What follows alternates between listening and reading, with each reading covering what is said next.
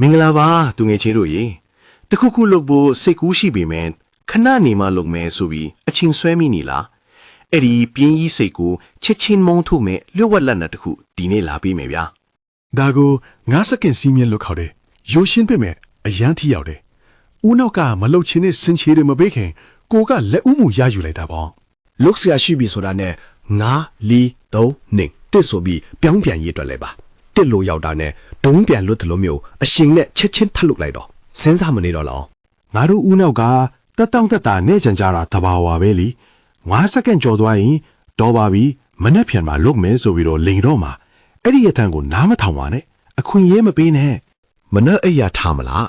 စာဖတ်မလားလေ့ကျင့်ခန်းလွတ်မလားစိတ်မပါတာနဲ့9 4 3 2 1ရွေးသွက်ပြီးကိုယ်ခန္ဓာကိုအရင်လှုပ်ရှားလိုက်ပါခန္ဓာကိုရွေးသွားရင်စိတ်ပါလိုက်ပါလာလိမ့်မယ်ဗျာ စတင်လိုက်ဖို့ကအခက်ခဲဆုံးပဲသူငယ်ချင်းဒါပေမဲ့စလုပ်ပြီးတာနဲ့အရှင်းရသွားလိမ့်မယ်အောင်မြင်ဖို့ဆိုတာတွန့်ဆုတ်မနေပဲရှေ့တိုးရတဲ့ထက်တီပါပဲမင်းလုတ်နိုင်ပါတယ် ကဲအခုပဲစမ်းကြည့်လိုက်အောင်အချိန်ဆွဲမနေနဲ့တော့